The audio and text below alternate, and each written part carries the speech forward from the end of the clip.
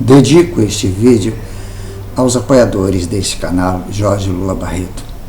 Ainda não é apoiador ou apoiadora? Pode apoiar mensalmente com qualquer quantia a partir de R$1. Basta clicar no link do Apoia-se aqui embaixo na descrição. É um financiamento coletivo, também chamado de crowdfunding. Deus lhe pague com muita saúde e paz. O Dia do Folclore é celebrado internacionalmente, inclusive no Brasil, no dia 22 de agosto. Isso porque nessa mesma data, no ano de 1846, a palavra folklore, em inglês, foi inventada. O autor do termo foi o escritor inglês William John Thomas, que fez a junção de folk, povo, popular, com lore, cultura, saber, para definir os fenômenos culturais típicos das culturas populares tradicionais de cada nação. O significado da palavra, segundo seu criador, era saber tradicional de um povo. Sabemos que o folclore, ou cultura popular, tem despertado grande interesse de pesquisadores de todo o mundo desde o século XIX. É fundamental para um país conhecer as raízes de suas tradições populares e analisá-las, assim como as de caráter erudito. Os grandes folcloristas encarregam-se de registrar contos, lendas, anedotas, músicas, danças, vestuários, comidas típicas e tudo mais que define a cultura popular.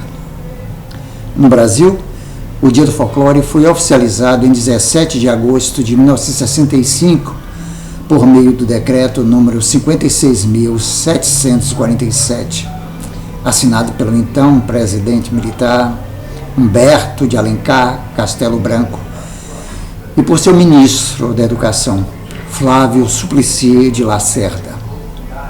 No texto do decreto, há referência direta a William John Thomas e ao seu pioneirismo na pesquisa das culturas populares. O Dia do Folclore foi, portanto, criado com o objetivo de garantir a preservação do acervo que forma o folclore brasileiro e também de incentivar os estudos na área. Atualmente, o folclore brasileiro é um importante objeto de estudo nas ciências humanas e sua importância é reforçada frequentemente nas escolas, sobretudo naquelas que trabalham com ensino infantil. No Dia do Folclore, costuma-se relembrar os elementos mais importantes da cultura popular brasileira, tais como as danças, os ritmos, as festas e os personagens do nosso folclore. Nas danças e ritmos podem ser citados o frevo, o maracatu, o baião, o forró, a catira, etc. Nas festas se costuma se lembrar a festa junina, talvez a principal festa popular do Brasil. Entre os personagens estão inseridas as lendas tradicionais de nosso país. As principais lendas são a do Saci e do Curupira, mas outros personagens importantes do nosso folclore são a Iara, o Boto cor-de-rosa, a Mula sem cabeça, o Boitatá, o Negrinho do Pastoreio, entre outros. Muitos escritores extraem do folclore a base de sua obra. É o caso, no Brasil, do paraibano Ariano Suassuna e do paulista Monteiro Lobato, por exemplo.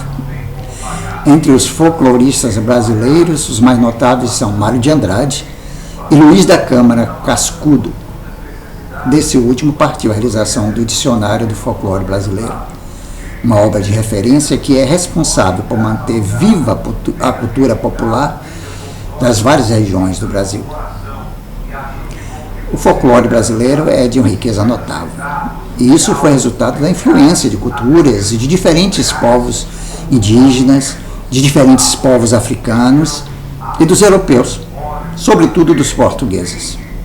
Essa riqueza de histórias, práticas e crendices do nosso folclore começou a ser estudada de maneira organizada a partir do século XIX e hoje é uma importante área vinculada com as ciências sociais e a antropologia. O crescimento do estudo do folclore no Brasil esteve diretamente relacionado com o crescimento da importância dessa área do conhecimento na Europa e na América do Norte, na mesma época. Importantes nomes, como os mencionados Mário de Andrade e Luiz da Câmara Cascudo, realizaram grandes contribuições para essa área. Os avanços que aconteceram no estudo do folclore brasileiro nas primeiras décadas do século XX levaram à realização do primeiro Congresso Brasileiro de Folclore, no Rio de Janeiro, em 1951.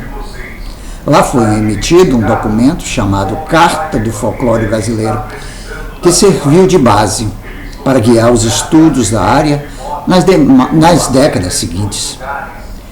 Por meio desse documento, definiu-se o que é fato folclórico, isto é, os elementos que integram o nosso folclore foram definidos.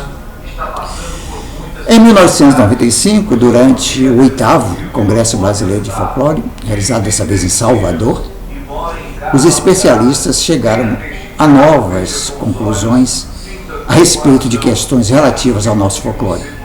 Um novo documento foi emitido com atualizações importantes, as quais norteiam os estudos atuais sobre o folclore brasileiro.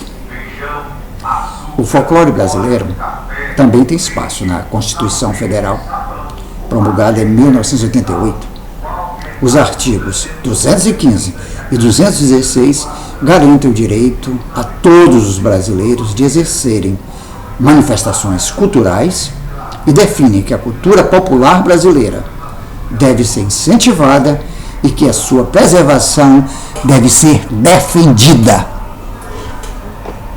22 de agosto, Dia do Folclore. Texto de Cláudio Fernandes e Daniel Neves, encontrado no portal Brasil Escola. Em 22 de agosto é comemorado o Dia do Folclore.